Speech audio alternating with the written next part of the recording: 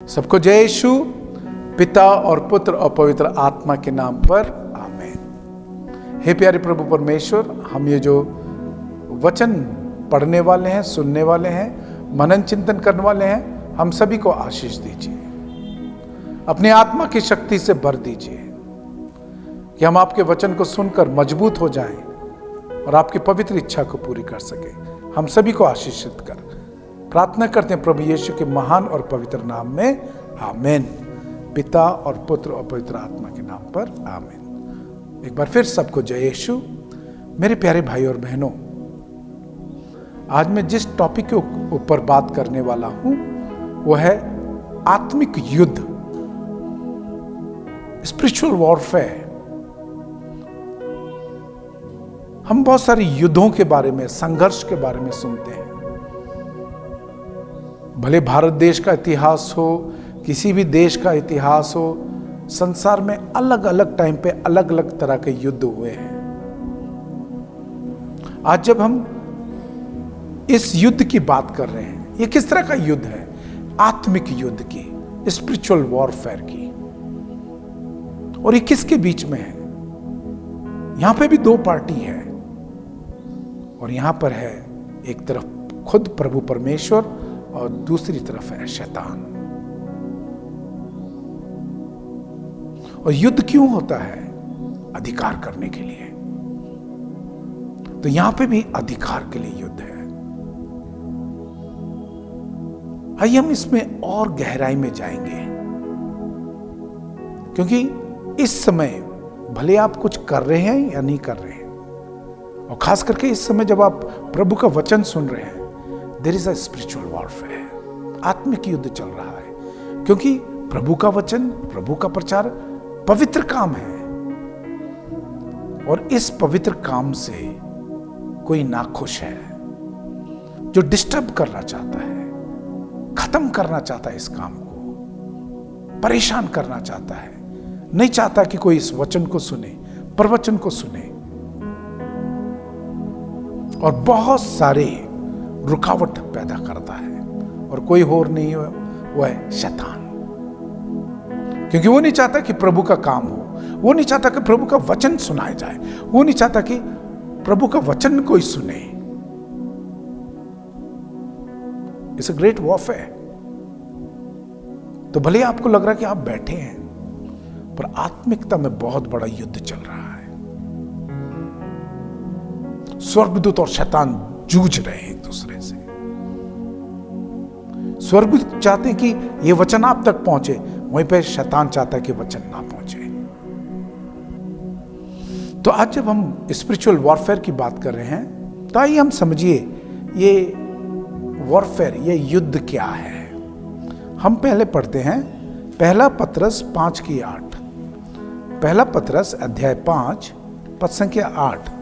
यहां पे लिखा है, हमारा दुश्मन शैतान गरजदे शेर की तरह किसी को फाड़ खाने के लिए घूम रहा है। तो सबसे पहले शैतान हमारा दुश्मन है, और हम लोग प्रभु के हैं, प्रभु के साथ के हैं। तो जब वो शैतान प्रभु का दुश्मन है, वो हमारा दुश्मन है। हालेलुया। शैतान प्रभु का और प्रभु के लोगों का दुश्मन है। इसलिए वचन हमें जागृत करा रहा है, समझा रहा है कि हमारा रियल दुश्मन कौन है? शैतान है। हमारा युद्ध पहला शैतान से है, दूसरा किससे है? जो हम एफेसू के नाम संत पौलुस का पत्र अध्याय 6 पद संख्या 12 में पढ़ते हैं। हमारा युद्ध बुरी अंधेरे संसार की आत्मिक शक्तियों से है। किससे है? दूसरा, बुरे अंधकार आत्मिक शक्तियों से है, जो शैतान के साथ है।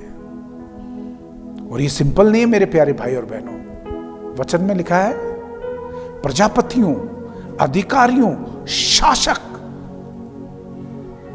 इसलिए आपके पास ऊपर जब अटैक होता है, शैतानी अटैक होता है, आप लोग तो समझते हैं कि अटैक हुआ है, वेरी गुड, पर कौन अटैक कर रहा है? वचन में क्या लिखा है? प्रजापतियों, अधिकारियों, शासकों, आत्मिक शक्तियों से हो रहा है। इसलिए आप लोग कई बार हिल जाते हैं, कई बार परेशान हो जाते हैं, कई बार समझ नहीं आता, क्योंकि वो अपने हर प्रपंचों का प्रयोग करके आपका नाश करना चाहते हैं, आपको नेस्तनाबूद करना चाहते हैं, आपको खत्म करना चाहते हैं। तीसरा हम देखते हैं इस युद्ध में, जैसे हम पढ़ते हैं 2 कुरिन्थी अध्याय 10 पद संख्या 3 और 4 में, कि जब हमारा युद्ध आत्मिक है तो हथियार भी आत्मिक है। आप शैतान से तलवार लेके नहीं लड़ सकते, संसार की लोहे या स्टील या किसी भी धातु की, क्योंकि शैतान आत्मिक है, वो आत्मा है, बुरी आत्मा है। तो जब उससे युद्ध है, आत्मिक शक्तियों से युद्ध है, तो युद्ध के लिए हथियार भी आत्मिक होने हैं। यही कहता है 2 कुरिन्थी अध्याय 10 पद संख्या 3 और 4 में, कि हमारे जब युद्ध आत्मिक है तो हथियार भी आत्मिक होने हैं। हम मत्ती 4 में या लूका 4 में पढ़ते हैं, जब प्रभु यीशु के पास शैतान आया, उसने अपने चालों से यीशु को फंसाना चाहा। प्रभु ने कौन से तोप और तलवार का प्रयोग किया? प्रभु यीशु ने प्रभु के शब्द का प्रयोग किया, प्रभु के शब्द का प्रयोग किया। इसलिए जब उसको पत्थर को रोटी बनाने बोला, जब उसको मंदिर से नीचे जंप करने बोला, जब उसको ऊंची पहाड़ी पे जाके बोला तू मेरी आराधना कर, प्रभु ने क्या कहा? हर बात का उत्तर दिया। कैसे? वचन में लिखा है, वचन में लिखा है, वचन में लिखा है।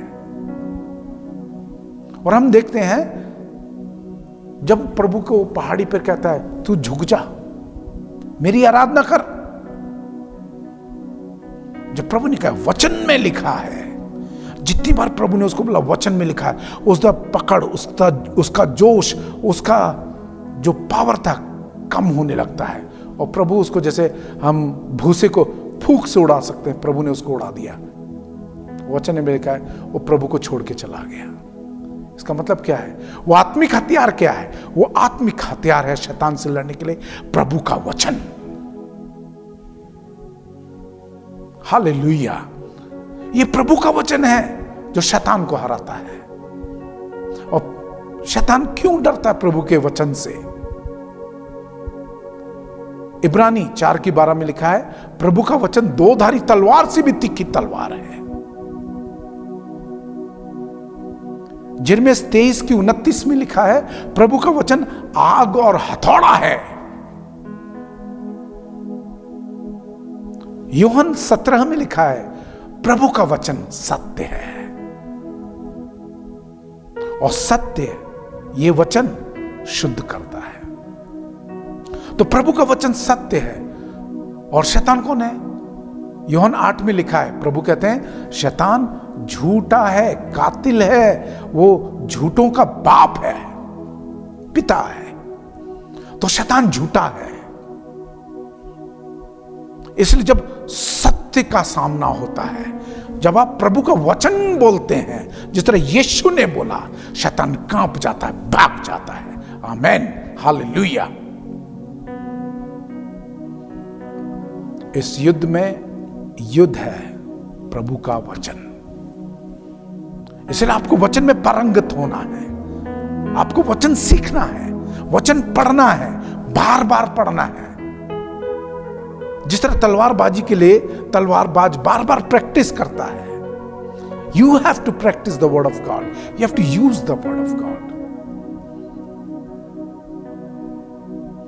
रोमी के नाम संत पौलुस का पत्र अध्याय 10 पद संख्या 9 में लिखा है, जब आप प्रभु का वचन बार बार बोलते हैं, मुंह से अंगीकार करते हैं, तब आपको मुक्ति मिलेगी। क्योंकि वो वचन हथियार है। हालेलुया! प्रभु यीशु तेरी महिमा होवे, प्रभु यीशु तेरी आराधना होवे। हम 1 पत्रस अध्याय 2, पहला पत्रस अध्याय 2 पद संख्या 11 में पढ़ते हैं, ध्यान से सुनिएगा। प्यारे भाइयों, आप परदेसी और प्रवासी हैं, इसलिए मैं आपसे अनुरोध करता हूं कि आप शारीरिक वासनाओं का दमन करें जो आत्मा के विरुद्ध संघर्ष करती है। भाइयों बहनों, ये आत्मिक युद्ध क्यों है? मैंने शुरुआत में बोला अधिकार के लिए है। ये आत्मिक युद्ध अधिकार के लिए है। किसके ऊपर अधिकार? आपकी आत्मा के ऊपर, आपकी आत्मा के ऊपर अधिकार। शैतान चाहता है कि वो आपकी आत्मा को लेके जाए। और याद रखना प्यारे भाई और बहनों, वो आपकी आत्मा को ले जाने के लिए कुछ भी कर सकता है। देखो, यीशु को रोटी का लालच दिया, उसने यीशु को घमंड से भरना चाहा। तू कर सकता है, तू कूदेगा कुछ नहीं होगा। हाँ, घमंडी बनाएगा। प्रभु ने कहा, I am meek and humble of heart, मैं हृदय का विनम्र हूं, दीन हूं। ऑपोजिट। हाँ, शैतान आपको घमंड से भरेगा, यीशु आपको विनम्रता से भरेगा। इसलिए वो आप चाहता है कि वो आपके आत्मा को लेके जाए, क्योंकि उस शैतान में एक सोच है, वो परमेश्वर की बराबरी करना चाहता है। तो जिस तरह परमेश्वर को लोग हैं, वो चाहता है कि मेरे भी लोग हों, क्योंकि नरक उसके लिए बनाया गया। वो अकेला नहीं रहना चाहता हूं, वहां अपने साथ और लोगों को भी रखना चाहता है। इसलिए आपको फंसाता है, आपको बरगलाता है, आपको लेके जाएगा। और मेन बात शैतान की क्या है? उसमें धैर्य है, उसमें धैर्य है। वो वेट करेगा। अगर आप बचपन में बर्बाद नहीं हुए तो जवानी में वेट करेगा। अगर जवानी में बर्बाद नहीं हुए, वो बुढ़ापे में वेट करेगा। उसमें बड़ा पेशेंस है। इसलिए वचन में लिखा है, प्रभु यीशु कहते हैं, जागते रहो। हाँ, हर किसी के साथ इंटरैक्ट करते हो, जागते रहो, जागरूक रहो कि आपके जीवन में आ कौन रहा है। जागते रहो। किस तरह के वार्तालाप हो रही है? जागते रहो। किस तरह के लोगों से मिल रहे हो? जागते रहो। और याद रखना, हम मत्ती के सुसमाचार अध्याय 16 पद संख्या 21 में पढ़ते हैं, जब प्रभु यीशु ने कहा, मेरा यरूशलेम जाना जरूरी है, वहां पे मुझको पकड़ा जाएगा, प्रताड़ना की जाएगी, मुझको सताया जाएगा, मुझको मार दिया जाएगा, तीसरे दिन में जी उठूंगा। जब प्रभु ने इस प्रकार कहा, वहां पे उसके पास पतरस आता है और उनको एक तरफ ले जाके, वचन में लिखा है, वो परमेश्वर को, यीशु को झिड़कता है। वो कहते नहीं प्रभु, ऐसा नहीं होना चाहिए। क्योंकि पतरस समझता था मैं उम्र में बड़ा हूं, यीशु जवान छोकरा है, 30-31 का छोकरा है, ये क्या जानता है। हाँ, इस बात, ये घमंड का दरवाजा जो उसके अंदर खुला था, या फिर वो लालसा कि यीशु राजा बनेगा, हम उस राज में बड़े बड़े मंत्री बनेंगे। अगर ये अभी जवानी में मर गया तो हम लोग राजा कैसे बनेंगे? सो इस लालच से, इस लालसा से, या उम्र में बड़े होने के घमंड से वो यीशु को डांटता है। प्रभु ने क्या कहा उसको? हे शैतान, पीछे हो जा, तू मनुष्य की इच्छा पूरी करता है, पर यह परमेश्वर की इच्छा है, मनुष्य की इच्छा नहीं है। शैतान किसके रूप में आया? पतरस के रूप में आया। इसलिए प्यारे भाई और बहनों, मैं आप बताना चाहता हूं, यदि कोई है जो आपको चर्च जाने से रोकता है, यदि कोई है आपको प्रार्थना करने से रोकता है, कोई है आपको जो बुरी राह पर लेके जाता है, शराब नशे के राह पे लेके जाता है, कोई है आपको जो बोलता है तू टेंशन नहीं ले, मैं तेरे को पिलाऊंगा, तो क्यों घबराता है? और याद करो, जो नशा करते हैं, प्यारे भाई और बहनों, किसने आपको पहली बार पिलाया? क्या अपने पैसे से या किसी ने पिलाया? किसी ने पिलाया, मतलब कौन है? उस समय उसमें शैतान मौजूद था। आज आप नशेड़ी बन गए हैं, आज आप व्यभिचारी बन गए हैं, आज आप बुरे राह पर चलते हैं, प्रार्थना नहीं करते, वचन नहीं पढ़ते। जो भी रोक रहा है वो शैतान है, क्योंकि वो आपकी आत्मा को लेके जाना चाहता है, आपको बर्बाद करना चाहता है। मैंने कहा, क्या कहा? उसमें बहुत धैर्यता है, धैर्य बड़ा है। अगर आप जवानी में नहीं बिगड़े, बुढ़ापे में बिगाड़ देगा। और आपकी एक गलती, आदम और हेवा ने बस एक गलती की थी, उनको निकाल दिया गया से बगान से, बगीचे से, अदन के बगीचे से निकाल दिया गया। आपकी एक गलती, जिस तरह मूसा ने एक गलती की, वो प्रतिज्ञा देश नहीं जा पाया। आपकी एक गलती स्वर्ग जाने से रोक देगी, क्योंकि स्वर्ग में प्यारे भाई और बहनों, कोई पापी एंट्री नहीं करता, केवल पवित्रता और पवित्र ही स्वर्ग में प्रवेश करेंगे। और यदि आपके जीवन में कोई पाप है जो आप बार बार कर रहे हैं, खास करके कैथोलिक लोग जो पाप स्वीकार करते हैं, पाप स्वीकार करने के बाद भी वो पाप बार बार हो रहा है, बार बार, हाँ, वो पाप शैतान से है, हर पाप शैतान से, खास करके वो पाप, और वो आपके जीवन में कैंसर की तरह जड़ें फैला चुका है। इसलिए पाप स्वीकार करने के बाद भी आप दोबारा वही पाप करते हैं। लगता है जैसे वो पाप आपका कैरेक्टर का हिस्सा बन गया है। कहने का मतलब है शैतान ने एंट्री मार ली है और उसकी जड़ें मजबूत हो गई हैं। इसलिए नहीं चाहते हुए भी आप झूठ बोल रहे हो, नहीं चाहते हुए वो व्यभिचार का रिश्ता बना के रखा है, नहीं चाहते हुए भी वो गंदे काम करे, नहीं चाहते हुए भी झूठ बोल रहे हो। उसने जड़ें फैला ली हैं आपके जीवन में, उसने आपको गुलाम बना लिया है। इसलिए आज जब हम आत्मिक युद्ध के बारे में बात करें मेरे प्यारे भाई और बहनों,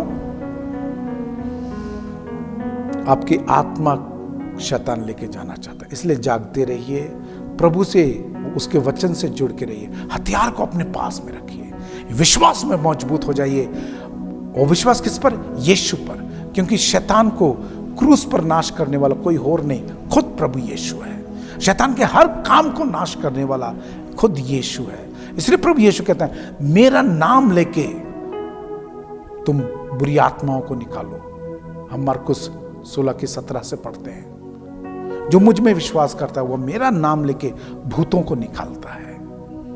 ये फादर क्रिस्टोफर भूत नहीं निकालता, भूत निकालता है प्रभु यीशु, फादर्स के द्वारा, मेरे द्वारा, क्योंकि उसने कहा तुम मेरा नाम लेके। तो जब प्रभु का नाम पूरे विश्वास के साथ लिया जाता है, उस नाम का तलवार के रूप में प्रयोग किया जाता है। जिस तरह याकूब 4:7 में लिखा है, तुम शैतान का सामना करो वो भाग जाएगा। प्यारे भाई और बहनों, आइए हम पवित्र वचन में मजबूत हो जाइए, विश्वास में मजबूत हो जाइए। शैतान हारा हुआ है और खुद यीशु हमारे लिए प्रार्थना कर रहा है। जिस तरह पतरस को बोला, मैं शैतान को गिरते हुए देखा है, वो तुझको तेरा नाश करना चाहता है, पर मैंने, प्रभु कहता है पतरस को, मैंने तेरे लिए प्रार्थना की है। तो आइए इस शैतान से ना डरिए, वो हारा हुआ है, कुचला हुआ है, यीशु ने कुचला है उसको। सामना करने के लिए तैयार हो जाइए, और तैयार होने के लिए अपने हाथ में वचन रूपी तलवार ले लीजिए, अपने विश्वास को मजबूत कर लीजिए, विश्वास रूपी ढाल ले लीजिए, फेथ, शील्ड ऑफ फेथ। और देखिए आप वो विजय वाला जीवन बिताइए यीशु के नाम में। आइए परमेश्वर का धन्यवाद करें, क्योंकि आप जब जीतते हैं परमेश्वर जीतता है, और प्रभु चाहता है कि हम जीते हैं। और उसका चिन्ह पिता और पुत्र और पवित्र आत्मा के नाम पर, आमीन। सबको जय यीशु।